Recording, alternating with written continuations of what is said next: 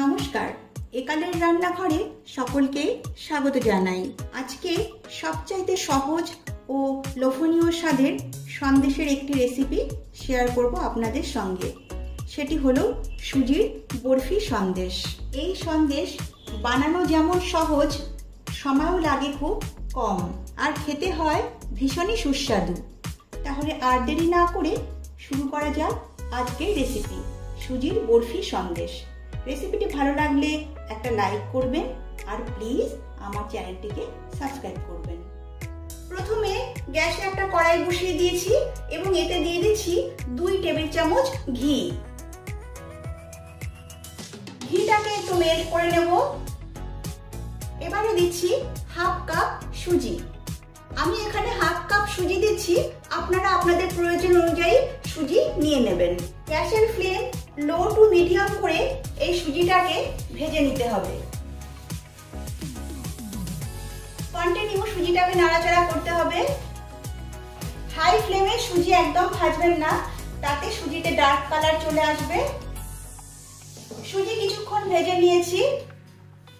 এবারে এতে দিচ্ছি সামান্য লবণ।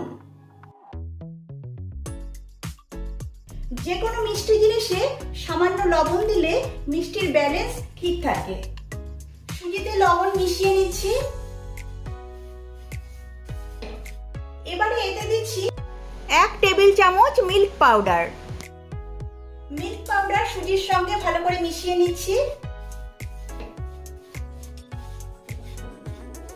মিল্ক পাউডার মিশিয়ে নিয়েছি সুজির সঙ্গে, আর সুজিটাও ভালোভাবে ভাজা হয়ে গেছে। সুজি থেকে দারুণ একটা স্মেল বেরিয়েছে। এবারে এই কড়াইটা আমি নামিয়ে নিচ্ছি। এবারে সুগার সিরাপ বানিয়ে নেব।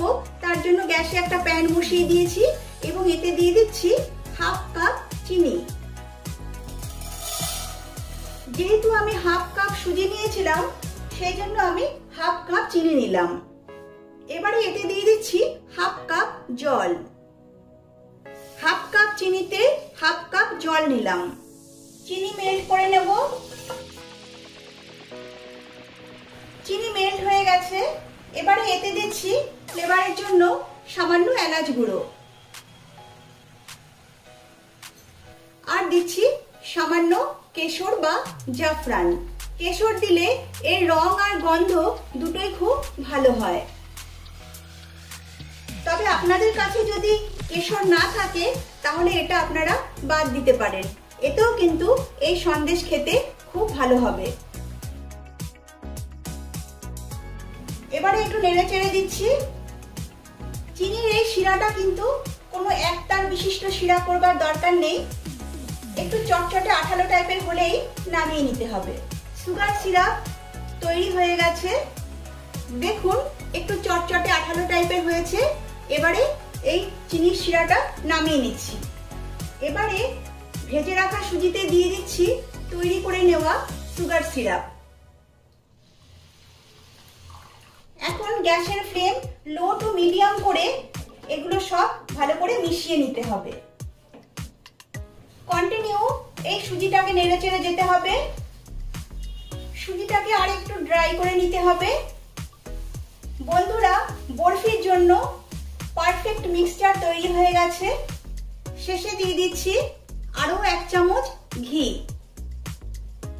শেষে ঘি দেওয়ার ফলে এই বরফি সন্দেশ থেকে সুন্দর একটা ঘিয়ের ফ্লেভার আসবে। এবারে ঘি ভালো করে সুজির সঙ্গে মিশিয়ে নিচ্ছি।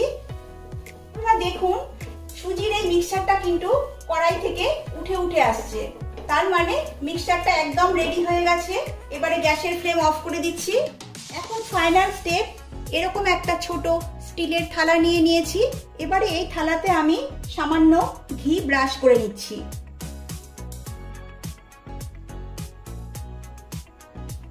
ঘি ব্রাশ করার ফলে বরফি সন্দেশগুলো ইজিলি এর থেকে উঠে আসবে। ঘি ব্রাশ করে নিয়েছি। সুজির মিক্সচারটা এবার এই থালাতে নিয়ে নিচ্ছি। চারদিকে ভালো করে স্প্রেড করে দিচ্ছি।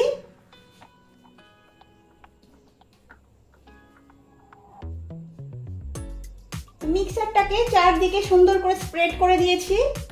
এবারে এর ওপরে কিছু ড্রাই ফ্রুটস দিচ্ছি কিছু আমন্ড কুচি, দিচ্ছি কিছু পেস্তা কুচি,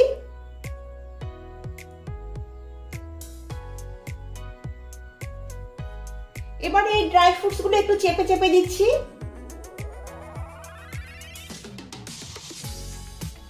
বন্ধুরা, এবার এই পাত্রটাকে 1 ঘন্টার জন্য এভাবেই রেখে দেব। 1 ঘন্টা পর আমি আবার আপনাদের কাছে ফিরে আসছি। 1 ঘন্টা পর ফিরে এলাম। মিক্সচারটা খুব ভালোভাবে জমে গেছে। এবারে আমি বরফি সন্দেশগুলো কেটে নিচ্ছি।